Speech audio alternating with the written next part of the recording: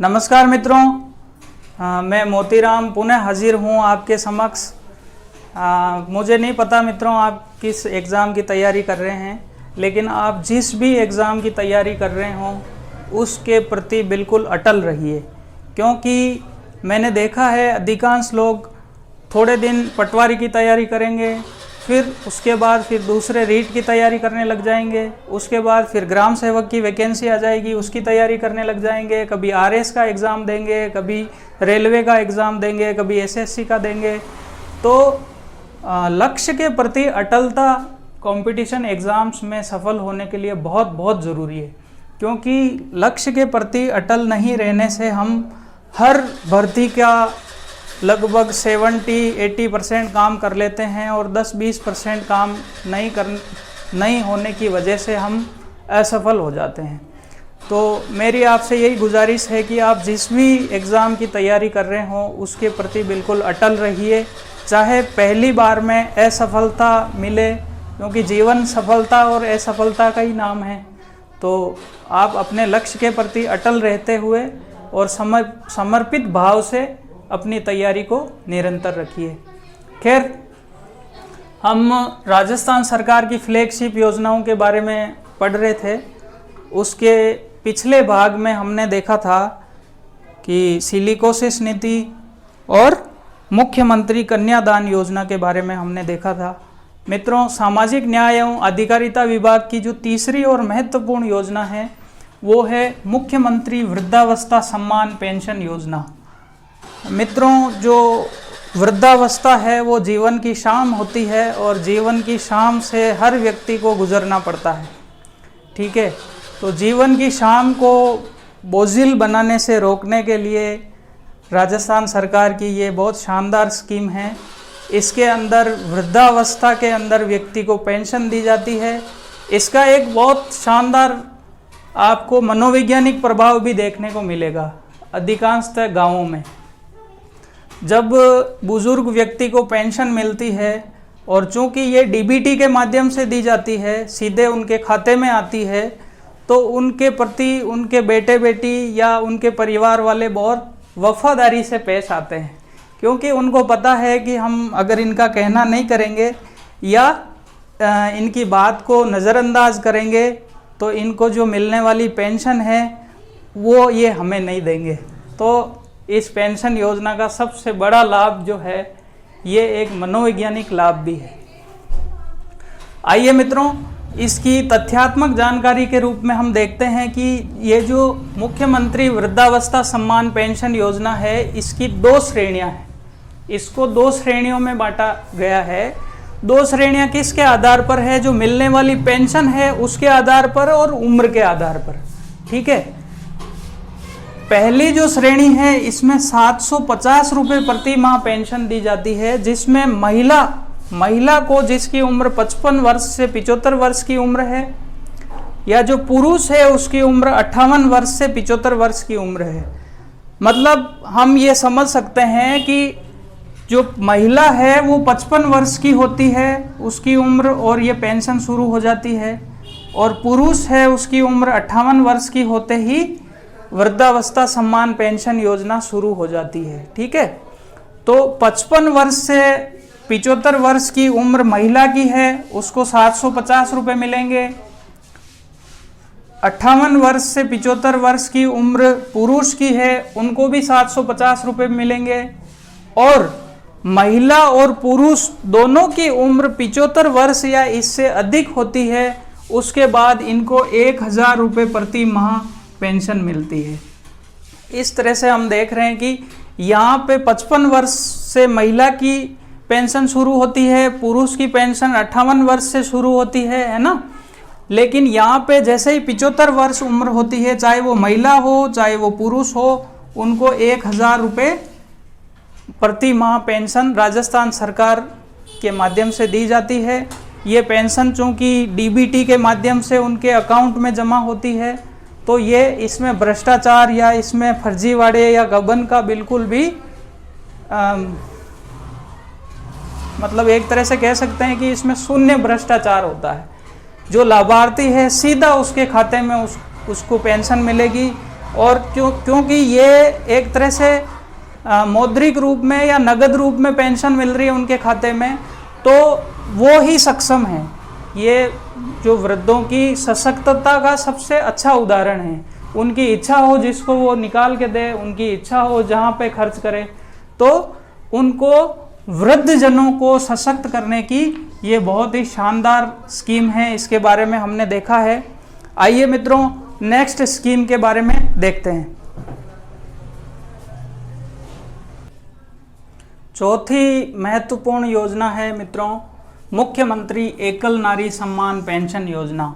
जैसे कि नाम से स्पष्ट हो रहा है कि एकल नारी अर्थात वो महिलाएं, वो नारियां जो कि अपना एकाकी जीवन व्यतीत कर रही है ना, जिनके जीवन में कोई सहारा नहीं है, उनको समाज के अंदर समुचित सम्मान दिलाने के लिए या उनको आर्थिक संबल दिलाने के लिए राजस्थान सरकार की ये महत्वपूर्ण योजना है, जिसके तहत विधवा, तलाकशुदा और परित्यक्ता, 3 इसकी श्रेणियां हैं। विधवा श्रेणी जिनके पति की मौत हो गई है, तलाकशुदा जिनका तलाक हो चुका है, और परित्यक्ता जो किसी भी कारणवश अपने पति से अलग रह रही है।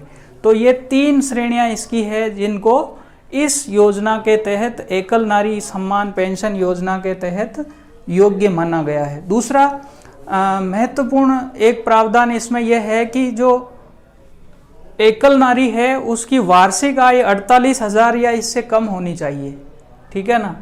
यानी उनके पास आय का कोई भी समुचित स्रोत नहीं होना चाहिए, तभी ये योजना का लाभ मिलता है, ठीक है। एक चीज़ हमें अपनी उसमें छूट गई थी कि जो वृद्धावस्था पेंशन योजना है उनकी आय भी 48,000 से या उससे कम होनी चाहिए। तो इसको आप अपडेट कर लीजिए। वृद्धावस्था, मुख्यमंत्री वृद्धावस्था सम्मान पेंशन योजना है, उसमें भी ये शर्त है कि वो वृद्ध है जिनकी जो आय है वो 48,000 या इससे कम होनी चाहिए। तो इसमें हम देखते हैं कि जो एकल नारी सम्मान पेंशन योजना है इसकी 4 कैटेगरीज है। इसकी उम्र के हिसाब से और मिलने वाली पेंशन के हिसाब से कुल 4 कैटेगरीज है। 4 कैटेगरीज के अंदर पहली कैटेगरी है 18 वर्ष से 55 वर्ष। जो विधवा, तलाकशुदा और परित्यक्ता महिला है जो 18 वर्ष की है या 18 वर्ष से अधिक की है लेकिन 55 वर्ष से कम की है ना। 18 से 55 वर्ष की जो महिला है उसको 500 रुपये प्रति माह मिलेंगे, 500 रुपये प्रति माह। मित्रों ये जो पेंशन मिलती है ये भी संबंधित व्यक्ति, जो योग्य व्यक्ति है, उसके सीधे बैंक खाते में डीबीटी के माध्यम से ट्रांसफ़र होती है। इसके मामले में भी भ्रष्टाचार या गबन घोटाले की जो संभावना है बिल्कुल शून्य है, और वो अपनी जो पेंशन है उसका यूज़ करने के लिए पूर्णतः स्वतंत्र है। इसी तरह से जो 55 वर्ष से 60 वर्ष की श्रेणी है, 55 वर्ष से 60 वर्ष की श्रेणी में 750 रुपये प्रति माह पेंशन दी जाती है। जो विधवा, तलाकशुदा या परित्यक्ता महिला है जिसकी उम्र 55 वर्ष से 60 वर्ष है उनको 750 रुपये प्रति माह पेंशन दी जाती है। इसी तरह से हम देख रहे हैं कि तीसरी कैटेगरी के अंदर 60 वर्ष से 75 वर्ष की जो महिलाएं हैं, 60 वर्ष से 75 वर्ष की महिला को 1,000 रुपये प्रति माह पेंशन दी जाती है, ठीक है। 60 वर्ष या इससे अधिक उम्र लेकिन 75 वर्ष से कम उम्र वाली महिला को 1,000 रुपये पेंशन प्रति माह दी जाती है। इसी तरह से हम देखते हैं कि जो चौथी और अंतिम कैटेगरी है जिसमें 75 वर्ष से अधिक उम्र की महिला है, ठीक है। जो महिला 75 वर्ष से अधिक उम्र की है, जो विधवा है, तलाकशुदा, परित्यक्ता है, उसको 1,500 रुपये प्रति माह पेंशन दी जाती है। इस तरह से जो समाज के अंदर एक तरह से एकाकी जीवन जी रही है, जिनको समाज के अंदर थोड़ा सा संबल की ज़रूरत होती है, उनके लिए ये पेंशन योजना एक वरदान से कम नहीं है मित्रों। आइए हम सामाजिक न्याय एवं अधिकारिता विभाग की अगली योजना के बारे में देखते हैं। आइए मित्रों, चौथी और महत्वपूर्ण योजना है मुख्यमंत्री विशेष योग्यजन सम्मान पेंशन योजना। मुख्यमंत्री विशेष योग्यजन सम्मान पेंशन योजना के अंदर विशेष श्रेणी के जो व्यक्ति होते हैं, यानी शारीरिक रूप से जो थोड़े से डिसेबल्ड होते हैं, उनकी वापस 2 श्रेणियां हैं जिनको ये पेंशन योजना के तहत पेंशन प्रदान की जाती है। इनकी वार्षिक आय है वो 60,000 रुपये या 60,000 रुपये से कम होनी चाहिए। अगर 60,000 रुपये से अधिक इनकी आय है और ये इन श्रेणियों में आ रहे हैं तो इनको पेंशन योजना का लाभ नहीं मिलेगा। इसी तरह से हम देखते हैं कि ये जो योजना है इसकी 2 श्रेणियां हैं। 2 श्रेणियां किस तरह से है? एक श्रेणी के अंदर बोनों को रखा गया है। बोने उन व्यक्तियों को माना गया है जिनकी ऊंचाई है 3 फीट या 6 इंच से कम ऊंचाई हो, उनकी 3 फीट 6 इंच से उनकी ऊंचाई कम हो, है ना, उनको बोने माना गया है और उनको इस पेंशन योजना का लाभ मिलता है। ठीक है, इस बोने वाली कैटेगरी में वापस 3 श्रेणियां हैं। कुछ श्रेणी के व्यक्ति हैं उनको 750 मासिक पेंशन मिलती है। दूसरी श्रेणी के जो बोने व्यक्ति है उनको 1,000 रुपये मासिक पेंशन मिलती है। और तीसरी श्रेणी के व्यक्ति है बोने व्यक्ति जिनको 1,200 रुपये प्रति माह पेंशन मिलती है। आइए हम देखते हैं ये इनमें वापस किस किस प्रकार से वर्गीकरण किया गया है। जो 750 रुपये पेंशन मिलती है वो 55 वर्ष से कम की महिला, 55 वर्ष से कम की महिला है जो बोनी है, 3 फीट 6 इंच उसकी, इससे कम उसकी ऊंचाई है। ठीक है, तो उसको 750 रुपये प्रति माह पेंशन मिलेगी। इसी तरह से 58 वर्ष से कम का अगर पुरुष है, 58 वर्ष से कम का पुरुष और 55 वर्ष से कम की महिला, उनको 750 रुपये प्रति माह पेंशन मिलेगी। इसी तरह से हम देखते हैं कि जो 55 से 75 वर्ष की महिला है ना, 55 वर्ष से कम को 750 मिल गए और 55 वर्ष से 75 वर्ष की महिला है, ठीक है, उसको 1,000 रुपये प्रति माह पेंशन मिलती है। इसी तरह से 58 वर्ष से 75 वर्ष के जो पुरुष हैं, 58 वर्ष से 75 वर्ष के जो पुरुष कैटेगरी हैं उनको 1,000 रुपये पेंशन मिलती है। इसी तरह से हम देख रहे हैं कि जो 75 वर्ष या उससे अधिक के लाभार्थी हैं, चाहे वो महिला हो चाहे वो पुरुष हो, उनको 1,200 रुपये प्रति माह पेंशन मिलती है। और ये पेंशन भी डीबीटी के माध्यम से उनके बैंक खाते में सीधी ट्रांसफ़र की जाती है। इसमें भ्रष्टाचार और गबन घोटाले का कोई गुंजाइश नहीं है, बिल्कुल पारदर्शी योजना है। और बहुत शानदार तरीके से जो बोने व्यक्ति है वो समाज में इस आर्थिक संबल के माध्यम से अपना अस्तित्व बहुत अच्छे से अपना जीवन का निर्वाह कर सकते हैं। इसी तरह से इसकी दूसरी श्रेणी है, उसमें कुष्ठ रोगियों को रखा गया है। कुष्ठ रोगी जो है उनको विशेष योग्यजन की दूसरी श्रेणी में रखा गया है, जिसमें उम्र की कोई सीमा नहीं है ना। कुष्ठ रोगी चाहे किसी भी उम्र की का व्यक्ति हो, उसको इस योजना का लाभ मिलता है। इसमें 1,500 रुपये प्रति माह पेंशन दी जाती है। इसमें उम्र का कोई बाउंडेशन नहीं है। इस तरह से हमने इस योजना के बारे में देखा है, तथ्यात्मक रूप से देखा है। आइए मित्रों, हम सामाजिक न्याय एवं अधिकारिता विभाग की अगली योजना के बारे में देखते हैं। आइए मित्रों, सामाजिक न्याय और अधिकारिता विभाग की अंतिम फ्लैगशिप योजना पालनहार योजना के बारे में पढ़ते हैं, समझते हैं। पालनहार, जैसे कि नाम से स्पष्ट हो रहा है कि पालनहार यानी पालन करने वाला, है ना। जो विशेष श्रेणियां हम आगे देखने वाले हैं उनके बच्चों को, जो कि समाज से कटे हुए हैं, जो कि आर्थिक रूप से जिनके पास संसाधन नहीं है और जो अपनी शिक्षा और अपना समुचित विकास नहीं कर पा रहे हैं, उन बच्चों के जो पालनहार होते हैं, उन बच्चों को जो गोद लेकर उनकी परवरिश करने वाले लोग होते हैं, उनको इस योजना के तहत कुछ इंसेंटिव, कुछ आर्थिक संबल सरकार की तरफ से प्रदान किया जाता है। तो ये जो पालनहार योजना है, इनमें ये कैटेगरी है, इनको सीधा पैसा नहीं दिया जाता है, जबकि इन कैटेगरीज के बच्चों को, है ना, इन कैटेगरीज के बच्चों का जो पालन पोषण करता है, जो इनका उत्तरदायित्व लेता है, जो इनकी जिम्मेदारी निभाता है, उन लोगों को इंसेंटिव दिया जाता है। ठीक है, तो इस तरह से ये जो पालनहार होता है, जो पालन करता होता है, उसको इंसेंटिव की सामाजिक न्याय और अधिकारिता विभाग की बहुत ही महत्वपूर्ण योजना है। इसके बारे में हम देखते हैं। इसमें कुछ योग्यताएं बच्चों की निर्धारित है, जैसे कि माता पिता दोनों की मृत्यु हो गई हो। वो बच्चे जिनके माता पिता दोनों की मृत्यु हो गई हो और उनको अगर कोई पालन करता, उनका उत्तरदायित्व निभाता है या उनकी शिक्षा की व्यवस्था करता है, तो वो इसके तहत शामिल होंगे। दूसरा, आजीवन कारावास जिनको हो गया हो, ठीक है, जिनको मौत की सज़ा हो गई हो, अर्थात आजीवन कारावास हो गया तो बच्चे जो है वो बिल्कुल अनाथ जैसे ही होंगे, क्योंकि उनके माता पिता तो जेल में हैं, तो उसमें बच्चों का कोई कसूर नहीं है, तो वो शिक्षा व्यवस्था से वंचित नहीं रहे, इसके लिए ये कैटेगरी भी शामिल की गई है।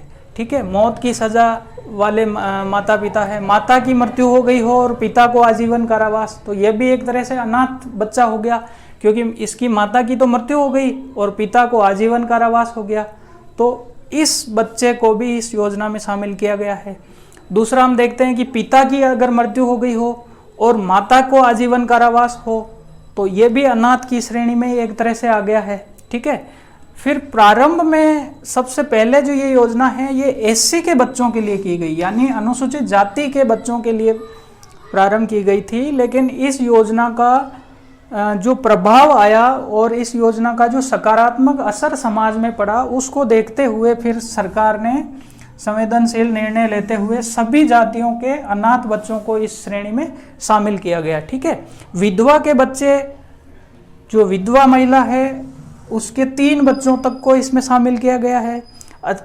अर्थात जो विधवा महिला है और उसके बच्चों का कोई भी जिम्मेदारी लेता है, उनके पालन करने की जो जिम्मेदारी उठाता है, उस पालनकर्ता को भी इस श्रेणी में लिया गया है। कुष्ठ रोग से प्रभावित माता पिता के बच्चे, ऐसे माता पिता जिनको कुष्ठ रोग हो गया है, उनके बच्चों को भी इस श्रेणी में शामिल किया गया है।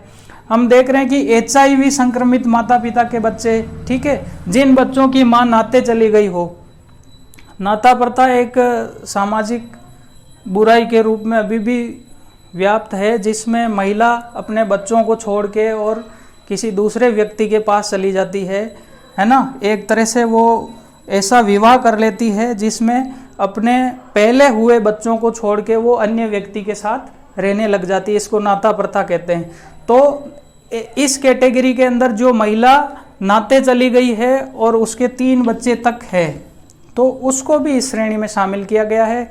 विशेष योग्यजन माता पिता के बच्चे, जो विशेष योग्यजन हैं, जिनके बारे में आपने पहले देखा है, तो उसके बच्चे। दूसरा, परित्यक्ता तलाकशुदा के बच्चे, ठीक है, जो परित्यक्ता महिलाएं हैं, जो तलाकशुदा महिलाएं हैं, इनकी पेंशन के बारे में हमने पहले देखा था, तो इनके जो बच्चे हैं उनको भी पालनहार योजना का लाभ मिलता है।